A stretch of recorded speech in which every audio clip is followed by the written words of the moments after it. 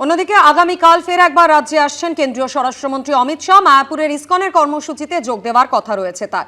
যেমনটা এখনো পর্যন্ত জানা যাচ্ছে, আগামীকাল কলকাতা থেকে কপ্টারে যাবেন মায়াপুর। শাহের সফরে এবার থাকছে না কোনো রকম রাজনৈতিক কর্মসূচি। আর এই নিয়ে এক মাসে দ্বিতীয়বার পশ্চিমবঙ্গে আসছেন অমিত শাহ। বুধবার দুপুর 1টা নাগাদ কলকাতা বিমানবন্দরে তিনি নামবেন। তারপর বিমানবন্দর থেকেই হেলিকপ্টারে যাবেন মায়াপুর। মায়াপুরে ঘণ্টা দুয়েক থাকার কথা রয়েছে কেন্দ্রীয় স্বরাষ্ট্রমন্ত্রীর। বিকেলে মায়াপুর থেকে কলকাতায় ফিরবেন অমিত শাহ এবং তারপর বিমানবন্দর থেকে আগামীকালই দিল্লি ফিরে যাবেন তিনি। অমিত শাহের এবারের পশ্চিমবঙ্গ সফর, তবে সেখানে কোনো রকম রাজনৈতিক কর্মসূচি থাকছে না। সফরের আগে শুভেন্দু অধিকারীর সঙ্গে বৈঠক করেছেন কেন্দ্রীয় স্বরাষ্ট্রমন্ত্রী। দিল্লিতে অমিত শাহের বাসভবনে বৈঠক করেন শুভেন্দু অধিকারী। আসন্ন বিধানসভা ভোটের মূল ইস্যুগুলি নিয়ে আলোচনা হয়েছে বলে সোশ্যাল মিডিয়ায় পোস্ট করেছেন শুভেন্দু অধিকারী। শাহের সফরে রাজনৈতিক কর্মসূচি না থাকলেও থেমে নেই চাপানুতোর। আগামীকালই রাজ্যে আসছেন কেন্দ্রীয় স্বরাষ্ট্রমন্ত্রী অমিত শাহ এবং কালকে মায়াপুরের ইসকনে যাবেন তিনি এবং সেখানেই মূলত তার কর্মসূচি রয়েছে।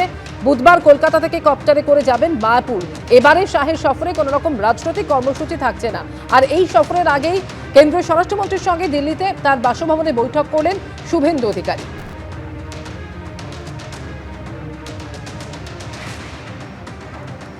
ভোট আসা মানেই অমিত শাহ, নরেন্দ্র মোদী এদের ডেলি প্যাসেঞ্জারই। তো ওনারা আসবেন, যাবেন, ঘন ঘন আসবেন, ঘন ঘন যাবেন। ভোট হয়ে যাবে, রেজাল্ট বেরোবে, তারপর আর আসবেন না। এ তো আমাদের দেখে অভ্যাস। এই বাংলায় ওনাদের যাতায়াতের কোনো প্রভাব, কোনো বাংলা রাজনীতি, উন্নয়ন, মানুষের সঙ্গে তাদের সম্পর্কও নেই, প্রভাবও নেই। আপনাদের যেমনটা শোনালাম, আগামীকাল রাজ্যে আসতে চলেছেন কেন্দ্রীয় স্বরাষ্ট্রমন্ত্রী অমিত শাহ। যদিও এবার তার রাজ্য সফরে কোনো রকম রাজনৈতিক কর্মসূচি নেই। শুভেন্দু অধিকারী তিনি যেমনটা জানালেন, কুণাল ঘোষ তৃণমূলের পক্ষ থেকে সেই সূচিকে কটাক্ষ করা হয়েছে। পাল্টা কি বলেছেন সুকান্ত মজুমদার, শোনাব। মাননীয় গৃহমন্ত্রীজি আসবেন মায়াপুরে। গৌড়ীয় মঠ সম্প্রদায় এবং অন্যান্য সম্প্রদায়ের সন্ন্যাসীদের, সাধুগুরু বৈষ্ণব যারা আছেন তাদের সাথে বসবেন। মাননীয় অমিত শাহজির বহুদিনের ইচ্ছে ছিল আসার। এর আগেও একবার আসার তার ব্যবস্থা হয়েছিল, কিন্তু প্রোগ্রাম কোনো কারণে ক্যান্সেল হয়, একটা বড় দুর্ঘটনা ঘটে যাওয়ার জন্য। বুধবার রাজ্যে আসছেন কেন্দ্রীয় স্বরাষ্ট্রমন্ত্রী অমিত শাহ, তবে তার এবারের সফরে কিন্তু কোনো রাজনৈতিক কর্মসূচি থাকছে না। এই সফরের আগে শুভেন্দু অধিকারীর সঙ্গে বৈঠক করেছেন কেন্দ্রীয় স্বরাষ্ট্রমন্ত্রী। দিল্লিতে অমিত শাহের বাসভবনে বৈঠক। শুভেন্দু অধিকারীর সঙ্গে আসন্ন বিধানসভা ভোটের মূল ইস্যুগুলি নিয়ে আলোচনা হয়েছে। সোশ্যাল মিডিয়ায় পোস্ট করেছেন বিরোধী দলনেতা শুভেন্দু অধিকারী। অমিত শাহের সফরে রাজনৈতিক কর্মসূচি না থাকলেও থেমে নেই রাজনৈতিক চাপানুতোর। এক মাসের মধ্যে কেন্দ্রীয় স্বরাষ্ট্রমন্ত্রীর দ্বিতীয় পশ্চিমবঙ্গ সফর, তবে পশ্চিমবঙ্গ সফরে এবার নেই রাজনৈতিক কর্মসূচি। সফরের আগে শুভেন্দু অধিকারীর সঙ্গে বৈঠক সেরেছেন কেন্দ্রীয় স্বরাষ্ট্রমন্ত্রী অমিত শাহ। দিল্লিতে অমিত শাহের বাসভবনে বৈঠক করেছেন রাজ্যের বিরোধী দলনেতা শুভেন্দু অধিকারী। সোশ্যাল মিডিয়ায় পোস্ট করে বিরোধী দলনেতা শুভেন্দু অধিকারী জানিয়েছেন যে আসন্ন বিধানসভা ভোটের যে মূল ইস্যুগুলি রয়েছে তা নিয়ে আলোচনা হয়েছে কেন্দ্রীয় স্বরাষ্ট্রমন্ত্রীর সঙ্গে। শাহের সফরে রাজনৈতিক কর্মসূচি না থাকলেও রাজনৈতিক চাপানুতোর কিন্তু থেমে নেই। এর আগে অমিত শাহ রাজ্য সফরে এসেছেন এবং বিজেপির কর্মী সমর্থকদের একেবারে মূল সুর বেঁধে দিয়েছেন আসন্ন বিধানসভা ভোটের আগে। ফের একবার পশ্চিমবঙ্গ সফরে আসছেন তিনি, তবে এবার রাজনৈতিক কর্মসূচি নেই।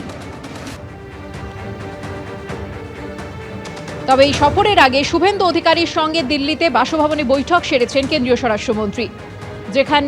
যেখানে বিরোধী দলনেতা শুভেন্দু অধিকারী তিনি সোশ্যাল মিডিয়া পোস্ট করে জানিয়েছেন যে আসন্ন বিধানসভা ভোটের যে মূল ইস্যুগুলি তা নিয়ে আলোচনা হয়েছে। আর এই মুহূর্তে আমরা টেলিফোনে যোগাযোগ করে নিয়েছি তৃণমূল কংগ্রেসের সোশ্যাল মিডিয়া সেলের ইনচার্জ দেবাংশু ভট্টাচার্যের সঙ্গে। দেবাংশু, অমিত শাহর পশ্চিমবঙ্গ সফর এক মাসের মধ্যে দ্বিতীয়বার এবং তার আগে শুভেন্দু অধিকারীর সঙ্গে তিনি দিল্লিতে বৈঠক করেছেন, যেখানে বিধানসভা ভোটের মূল ইস্যুগুলি নিয়ে আলোচনা হয়েছে, এমনটাই জানিয়েছেন বিরোধী দলনেতা। দেখুন, ও সমস্ত বিধানসভা ভোটের ইস্যু টিস্যু নয়। কি করে শ্রমিক ভট্টাচার্য আর দিলীপ ঘোষের লবিদেরকে আবার সাইডলাইন করা যাবে টিকিট ডিস্ট্রিবিউশনের ক্ষেত্রে, ওই নিয়েই কাঠিবাজি করতে গেছিলেন। কারণ লোকসভা নির্বাচনের আগে এরকম মিটিং ফিটিং তিনি দিল্লিতে গিয়ে একা একা করতেন। আর সেই মিটিংগুলো করেই দিলীপ ঘোষকে মেদিনীপুর থেকে সরিয়ে নিজের লবির লোক অগ্নিমিত্রা পালকে টিকিট করিয়েছিলেন। অগ্নিমিত্রা পালও হেরেছে, আর বর্ধমান দুর্গাপুর থেকে দিলীপ ঘোষও হেরেছে। ফলে এবার আবার নিজের লবির লোকেদের বেশি টিকিট পাওয়ানোর জন্য গেছেন।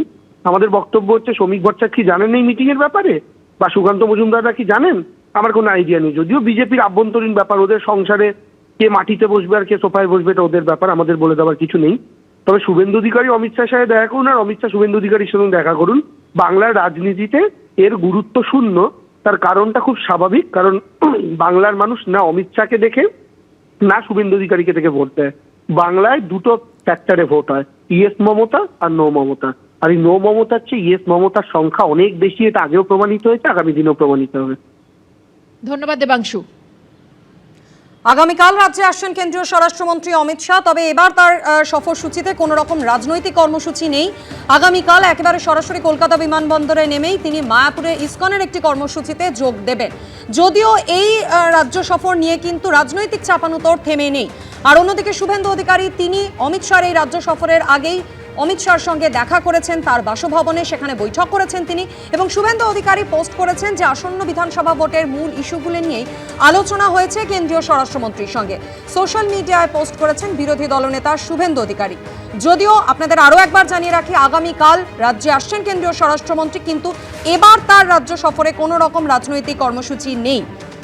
আর দিল্লিতে এই রাজ্য সফরের আগেই অমিত শাহর বাসভবনে বৈঠক করেছেন শুভেন্দু অধিকারী। আসন্ন বিধানসভা ভোটের মূল ইস্যুগুলি নিয়েই সেখানে আলোচনা হয়েছে। সোশ্যাল মিডিয়ায় পোস্ট করেছেন বিরোধী দলনেতা শুভেন্দু অধিকারী। যদিও রাজনৈতিক কর্মসূচি না থাকলেও রাজনৈতিক চাপানুতর কিন্তু থেমে নেই। টেলিফোন লাইনে এই মুহূর্তে আমরা যোগাযোগ করে নিয়েছি বিজেপি নেতা রাহুল সিনহার সঙ্গে। রাহুল বাবু, অমিত শাহ আগামীকাল রাজ্যে আসছেন, সেখানে রাজনৈতিক কোনো কর্মসূচি নেই, কিন্তু বিরোধী দলনেতা শুভেন্দু অধিকারী দিল্লিতে তার বাসভবনে যে বৈঠক করেছেন অমিত শাহর সঙ্গে, সেখানে তিনি যে লিখেছেন যে আসন্ন বিধানসভা ভোটের মূল ইস্যুগুলি নিয়ে আলোচনা হয়েছে। এই নিয়ে তৃণমূল কংগ্রেসের প্রতিক্রিয়া, আসলে বিধানসভা ভোটের ইস্যু নিয়ে আলোচনা হয়নি, দলের অন্দরের যে দ্বন্দ্ব সেগুলি নিয়ে আলোচনা করতে গেছিলেন। যদিও যে বিষয় নিয়েই বৈঠক হোক না কেন তাতে এ রাজ্যের রাজনীতিতে কোনো রকম প্রভাব পড়বে না। দেখুন, বিষয় হচ্ছে তৃণমূল কংগ্রেসের মধ্যে চরম দলাদলি, নিচু থেকে উপর পর্যন্ত দলাদলি এমন পর্যায়ে পৌঁছেছে, এক তৃণমূল নেতা আরেক তৃণমূল নেতাকে খুন করছে, এক তৃণমূল নেতা সুপারি কিলার দিয়ে অন্য তৃণমূল নেতাকে খুন করাচ্ছে। কিন্তু ভারতীয় জনতা পার্টিতে এই সমস্ত নেই। সেই কারণে কোনো গোষ্ঠীবাজি, কোনো দলবাজি, কোনো লবিবাজি বিজেপিতে নেই। সেই কারণে একটাই লবি হচ্ছে বিজেপির, সেটা হচ্ছে বিজেপির আদর্শ।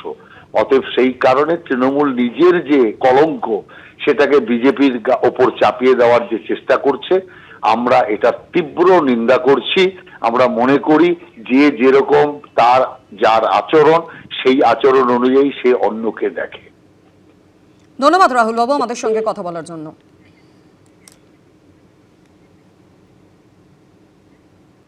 ভোটের আগে যুবসাথীর মতো প্রকল্প ঘোষণা করেছে রাজ্য সরকার, যেখানে 1 এপ্রিল থেকে বেকার যুবক যুবতীদের অ্যাকাউন্টে ঢুকবে 1,500 টাকা।